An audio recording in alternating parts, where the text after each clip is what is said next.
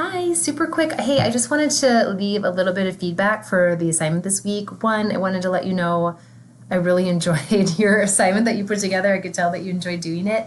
And just wanted to kind of chime in. And I hope that you're able to realize that the level of work that you're doing is masterful. Like, I watched your video for 11 minutes and I kind of laughed that it was a little too long. And then I wanted to keep watching. Like, I wanted you to be doing this as professional development where I was watching your lecture. So I want to share that with you, that that's the level of work that you're putting together. So I hope that you know that. But if you didn't, I wanted to just bring it up. And then a couple things super quick. The safety topic, I love everything about that. I think that it's not talked about in any classroom really ever, and it's super important. I think especially for special education teachers that it's never talked about in your classroom setting, even though maybe some of us don't want to talk about it.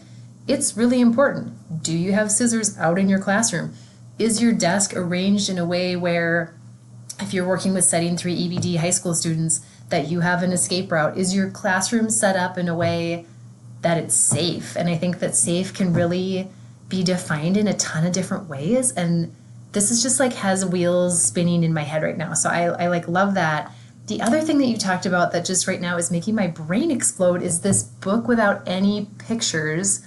I mean, I know that they exist. I just have never had anybody talk about that as far as differentiating, and it's truly like leveling the playing field for all students with literature, and I am like really excited about that as just an option. I think it was brilliant. So the other thing I wanted to just chime into is it's pronounced PECS, and I don't have like a sample. I'm at my house, so I don't have a sample right now, but the easiest way to do it, or sometimes you use it for like just any students that come in, it's never really like frowned upon that it would reduce communication. If anything, it's enhancing it, or it's giving students kind of like a calming way to start with communication or a foundation, and then you can always remove it if you need to.